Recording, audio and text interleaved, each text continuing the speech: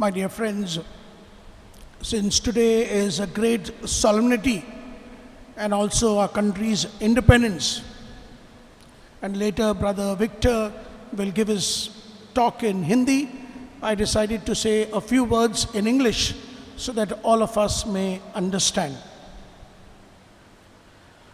This year, you will agree with me, we have been blessed with good rains. But the Red Indians were waiting for the rains to come. There was no sign of the rains, and as a result of it, the land was dying, old people were dying, and children were dying. So as is their custom, the Red Indians began to pray. "O Great Spirit," they cried out, "please send us rains. Let us know what we have done that you people are displeased. Let us know what we need to do in order for the rains to come." They prayed like this for 3 days, but no sign of the rains. Then the elders of the tribe decided to go high up in the mountains and pray to the God of the winds. And so they did. After about 3 or 4 days, they returned back. They gathered all the people together and they said, "We have received a message from the God of the winds. And the message is this: for a long time, we have been taking a lot from the gods. But we have been very selfish and self-centered. We have never given anything back in return. And today the gods demand that we need to take our most prized possessions, burn them, take those ashes, and scatter it all over the mountainside." The Red Indians were very happy at knowing that this is the message from God, and they said, "Let's do it." So all of them go back to their homes, take out their most prized possessions. But when they look at those prized possessions, they hesitate. And each family says, "Let me not offer the most prized possession. There are others who will do it. Our neighbors will do it." And everyone brings their second most prized possession, burns them, and offers it as a sacrifice. In the meantime, there is a young girl by the name of Mariam in their midst. 6-year-old Mariam also hears the message which the elders have given. And she believes that a sacrifice is demanded of her too. So late at night, when everyone is fast asleep, little Mariam picks up the most prized possession that she has, and it is a blue warrior doll. She takes it, goes right up to the mountain, and there, with tears in her eyes, she says, "O God of the winds, you want my most prized possession. This is all that I have, but I give it to you to save my people." She burns it, gathers the ashes, and then scatters it over the mountainside. And she is so exhausted by all the effort that she sleeps on the mountain itself. Next day, when the people get up, they see the entire mountain covered with blue flowers. They see Mariam sleeping up on that mountain. And all of them realize what had happened. And they feel deeply ashamed of themselves.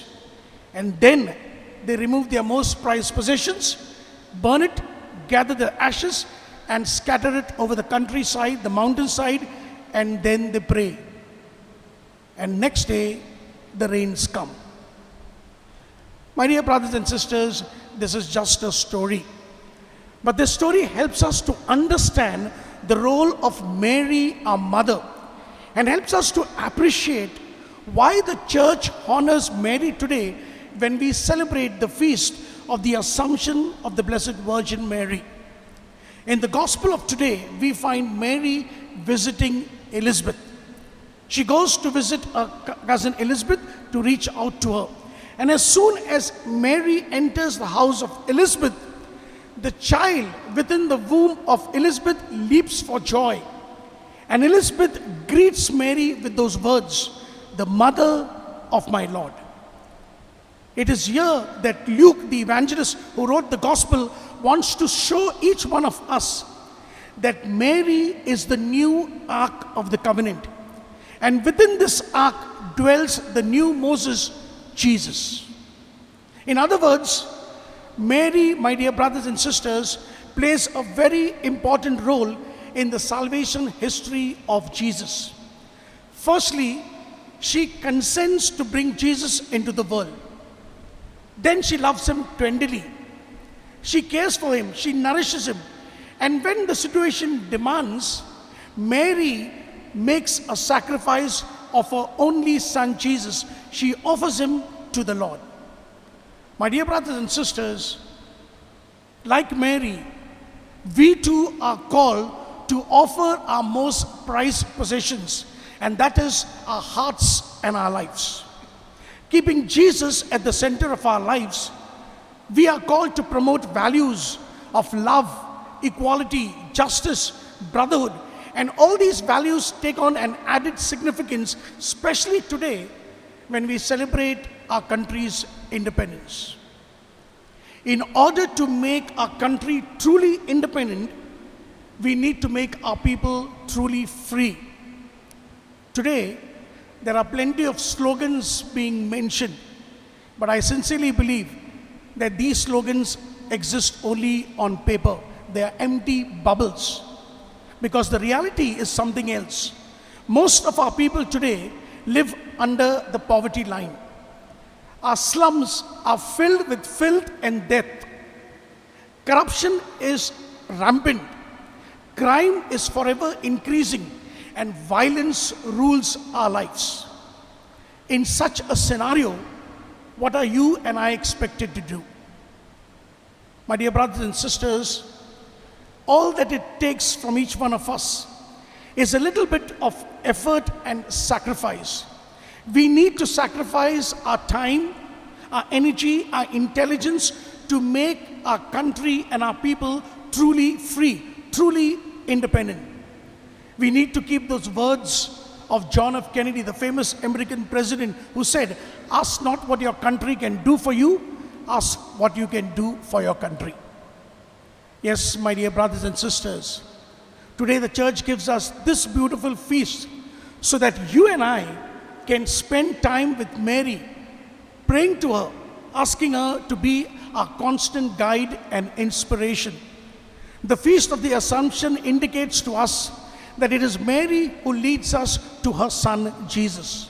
And I pray, my dear friends, that you may not let this day pass by without spending some moment with Mary, our mother, praying to her, asking her for an intercession so that we may be able to build God's kingdom of love. The little 6-year-old Mariam sacrificed her only prized possession, her blue warrior doll, to bring rain and life to her people. Our leaders in the past sacrificed their life to give independence to you and to me. Mary, our mother, sacrificed her life to give Jesus to each one of us. Jesus sacrificed his life to bring redemption for each one of us. What about you and me? What is our sacrifice to make this nation and this world truly the kingdom of God?